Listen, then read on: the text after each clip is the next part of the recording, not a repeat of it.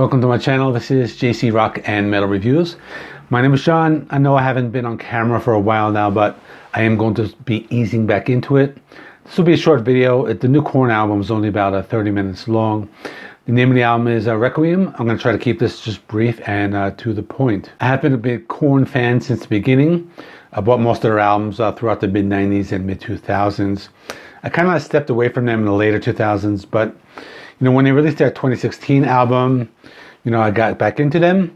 I will be doing a full Korn ranking, which will include this album, Requiem, in the near future, and I'm not really going to talk about the band too much more. I'll jump right into the album. I'll just quickly tell you the lineup. It does have a classic lineup of Jonathan Davis. Brian Head Welch is back in the band. I know he was out for a while. James Monkey Schaefer, he's on guitars again. Fieldy on bass. Ray Lucier on drums. Ray has been in the band since 2009. So the album, it's 9 songs. The overall sound reminds me a lot of the late 90s to early 2000s. I'm thinking of albums like Issues, See You on the Other Side, The Untouchables. But you do hear like some elements of other periods and some original stuff as well. I'm just going to go through the tracks one by one and let's talk about it. The album opens with Forgotten. This one has their classic sound, down-tuned guitars playing heavy riffs. Jonathan Davis sings the first verse kind of behind a softer backdrop with heavy layered vocals in the chorus. The song has some cool hooks, brings back their late 2000s sound. Track 2, Let the Dark Do the Rest. It's a decent song. It has all the elements of a typical Korn song. Jonathan Davis plays around with like the heavy and the clean vocals. The song does stay with you after a few listens. I kind of like the slower breakdown towards the end of the song. Creates lots of different song or sound textures. Track 3 is Start the Healing. This was, I believe, the lead single. Probably the best song on the album. Jonathan Davis does the clean vocals. Combined with those distorted vocals, kind of creates a nice balance in the song. The riffs are memorable. It does have like a very catchy chorus. The vocals during the bridge do remind me of those like Follow the Leader days. Track 4 is called Lost in the Grandeur. Now this one's a little different. I like the pounding drums, those like guitar scrapes in the intro. It has a cool like industrial metal feel. It's just the classic Korn, maybe something like from the Untouchables era. Parts of the song do have Jonathan doing his like creepy distorted vocals. This one is different, but I did like it.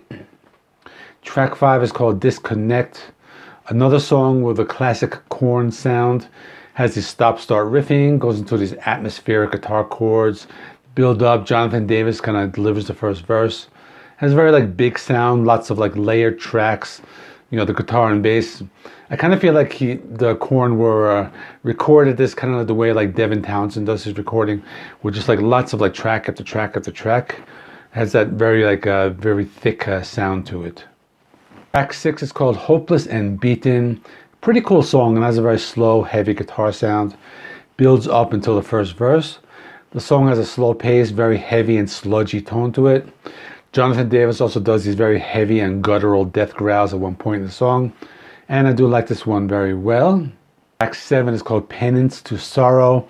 This one has a classic sound. Maybe could have appeared on the Follow the Leader album. Heavy riffs, atmospheric, slow building intro. The song is very memorable. Kind of structured like a pop song, the clean vocal balance with those heavy vocals as well. Track 8, My Confession. The song has a very heavy sound, those like stop-start riffing. Probably a little more reminiscent of like their debut album at first, but as the song progresses, it has more of like a melodic, kind of like a pop sound, but does have a catchy chorus. And track 9 is called Worst Is on Its Way. Now, if you listen to other Korn albums, they usually like have the final song, very long, dark, creepy, emotional type of song written by Jonathan Davis, talking about his personal experiences growing up. But this one is a little more to the point. It's a 4-minute song, and it does remind me of some of the things Jonathan Davis does with his vocals. He does those things on like the Freak on the Leash song, that like scat singing and those like very like dark, like almost like very like painful vocals. I think this is another one of my the stronger songs on the album. And that's about it. In conclusion, the album is just okay. Compared with the other albums in the Korn discography. So the one released before this, and I think it was 2019, The Nothing, that was very dark, heavy, it was different. But this is just classic Korn, has that late 90s to 2000 sound. Songs are catchy, they're short to the point, sounds like Korn. Not a great album, not a bad album, it's okay. I'll give it a 7 out of 10. I will let you know where I rank it when I do my Korn discography ranking, maybe later this week. But let me know in the comments what you thought of this album. And the next two videos I plan to do will be the Venom Prison album called Erebus. I really enjoyed that one. And I will be ranking all of the Jethro Tull albums, which I believe is like 20 or 22 or something. That's going to be a longer video. I might be doing that one off screen. But that's all. Please remember, like, comment, subscribe, check out some other videos, and I'll see you all in the next one.